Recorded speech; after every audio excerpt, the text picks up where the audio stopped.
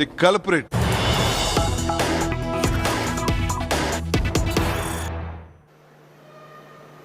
Breaking news that's coming in right now. BJP continues to back under fire Eshwarappa to resign, but Yediyurappa backs him. BSY has said that Eshwarappa will be reinstated if not guilty. Listen in to former Karnataka Chief Minister B.S. Yediyurappa. ತಪ್ಪು ಮಾಡಿದಂಥ ಈಶ್ವರಪ್ಪನವರು ಅನಿವಾರ್ಯವಾಗಿ ಸಚಿವ ಸ್ಥಾನಕ್ಕೆ ರಾಜೀನಾಮೆ ಒಂದು ಪರಿಸ್ಥಿತಿ ಬಂದು ರಾಜೀನಾಮೆ ಕೊಡೋಕೆ ಹೊರಟಿದ್ದಾರೆ. ಇನ್ನೊಂದು 2-3 ತಿಂಗಳಲ್ಲಿ ತನಿಖೆಯನ್ನು ಪೂರ್ಣ ಮಾಡಿದ್ರೆ ಅವರು ಇದರಲ್ಲಿ ಏನು ಅವರು ಪಾತ್ರ ಇಲ್ಲ ಸಾಬೀತಾಗ ಮತ್ತೊಮ್ಮೆ ಅವನ್ನ ಸಚಿವ ಸಂಪುಟಕ್ಕೆ ತಗೊಳ್ಳೋದಕ್ಕೆ ಯಾವುದೇ ರೀತಿಯ ಆತಂಕಗಳಿಲ್ಲ. Colleague Nolan Pinto is now joining me live from Bengaluru on this. Nolan, it is known that Yediyurappa and Eshwarappa are very close. So the opinion which has been expressed by Yediyurappa, is this his opinion or is this the opinion of the Bharatiya Janata Party? Are there voices within the BJP who've been embarrassed by the developments of the past few days? Well, in fact, Paulomi, it's like this. Various senior ministers, in fact, wanted him to resign because it was actually creating havoc for them. But again, we do not know how many of them actually believed that he did something wrong and whether they wanted him to resign so that they can stop the Congress from attacking them. So I'm going to put this question to senior Congress leader, Mr. Priyank Kharge, who is right over here. He's also part of the protest taking place outside the Vidhan Sauda. Sir, thank you for speaking to India today. You know, what's happening now is that we see a lot of support from within the BJP for Eshwarappa. Former Chief Minister Yediyurappa himself has come out in the open stating that he has done nothing wrong and after the investigation he will come back to power. Even the Home Minister says, let the investigation take place. He's told me that he has done nothing wrong. I'm doing it just so that, you know, there's no problem for the government. What do you have to say about that? Well, it's quite natural that they come up in his defense.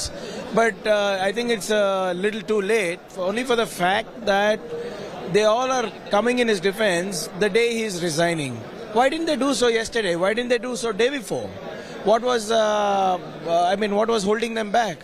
And more importantly, whether whatever comes out in the investigation, if he's innocent, let him come back. But why this defense? Why is the government not ready to talk to the Contractors Association? Why did a life had to be lost? Do you finally see that him taking this step is because in order to stop what's happening over here, the Congress relentlessly protesting, putting pressure on the government, and that's the only thing that they have done, that this is the best way? See, it's very clear. The Contractors Association president as well as the people have been going hammer and tongs against the government, saying that this issue of 40% bribes is not only limited to Mr. Eshwarappa. It is across the departments, it's across the government. The rot is stemming even in the village level here. So we are going to protest about that. So today, if he has resigned, I think probably one is of course the pressure that we have been building. Number one. Number two, I think they also want to avoid any kind of embarrassment to Mr. JP Nadda, who's in the state tomorrow. So I think it's a multi-pronged strategy of the BJP to get Mr. Eshwarappa to resign. But is this sort of a victory now? Do you see this as a victory for you all, or are you all going to continue with the protest demanding that he be arrested as well?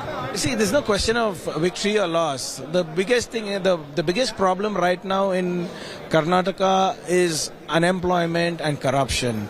Because of Corona, people have lost their lives and livelihood. There is no money. And even to ensure that a government scheme reaches the people, you have to pay for it. What kind of governance is this? And 40%. I mean, this is unheard of. This is absolutely ridiculous. And so it is just, we are just going to go to the people and just ensure that the people are... My final question is this. I'm getting information from our sources that he would be coming to Bengaluru this evening to tender his resignation, but supported by a large number of his supporters. 200 cars are going to follow him is what the information we're getting from Shivamogga. See, even if he's coming with 2,000 cars, it doesn't matter. See, the quality of evidence matters. You just cannot have the 2,000 people coming in and telling that Mr. Eshwarappa is innocent. There is evidence with what Mr. Santosh Patil has left behind. Let the investigation happen. What is the problem? What I find surprising is that you're ready to defend Mr. Eshwarappa, but not ready to defend a Hindu Vahini national secretary who said that he had knocked the doors of the Sangh Parivar, and I am a Hindu, I am a Modi Bhakt, I dependent on this government, and I'm going to lose my life if these people do not heed to me. They're not. Where are all the Ramasenas? Where are all the Bajrang Dals now? Shouldn't they be sitting in your studio and be vehemently discussing this, why they lost a Hindu Karyakarta to their own government? Well, Polemy, so this is the situation over here. So they said, okay, fine, he is resigning now, but that it does not stop over there.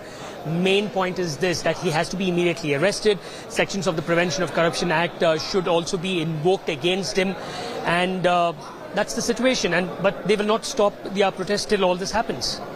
Absolutely. Nolan, thank you so much for bringing us that interaction with Priyank Kharge. Of course, the Congress upping the ante against the BJP-led Karnataka government. We're slipping into a very short break.